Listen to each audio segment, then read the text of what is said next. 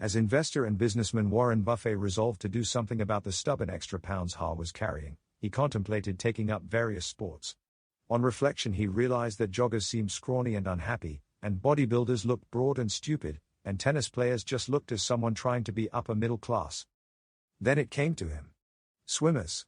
With their well-built, streamlined bodies.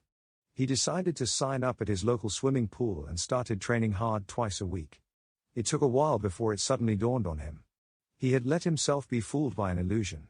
Professional swimmers don't have perfect bodies because they train hard for hours every day. But rather, they are good swimmers because of their underlying physiques. How their bodies are designed is a factor for selection and not the result of their activities. Similarly, female models advertise cosmetics and thus, many female consumers believe that these products make them beautiful. But it is not the cosmetics that make these women model-like. Quite simply, the models are born attractive and only for this reason are they candidates for cosmetics advertising. As with the swimmers' bodies, beauty is a factor for selection and not the result. Whenever we mistakenly confuse selection factors with results, we fall prey to what known as the swimmer's body illusion. Half of the advertising campaigns wouldn't work without this illusion. But this bias has to do with more than just the pursuit of the perfect body or a pretty face. Take Harvard for example. The school have the reputation of being a top university. Many highly successful people have studied there. Does this mean that Harvard is an unusual, good school? We don't know for sure. Perhaps the school is terrible, and it simply recruits the brightest students. I experienced this phenomenon at the University of Cambridge in London.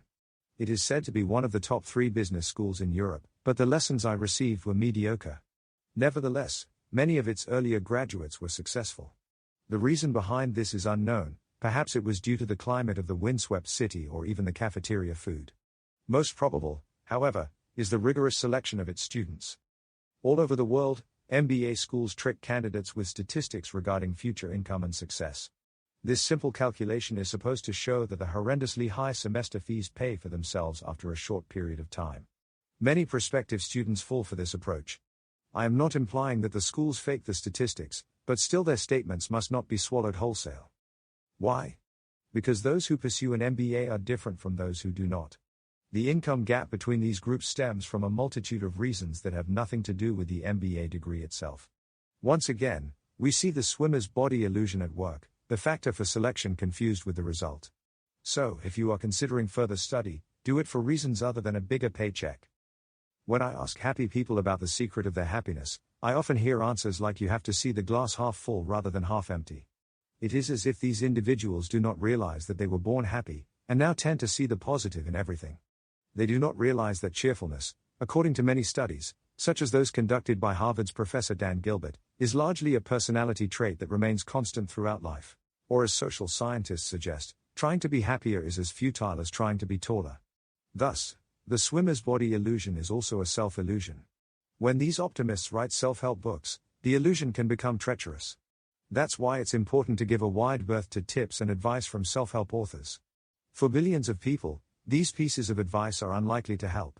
But because the unhappy don't write self-help books about their failures, this fact remains hidden. In conclusion, be wary when you see advertisements that encourage you to strive for certain things like abs of steel, amazing looks, a higher income, a longer life, or the key to happiness. You might fall prey to the swimmer's body illusion. Before you decide to throw yourself into it, look in the mirror, and be honest about what you see.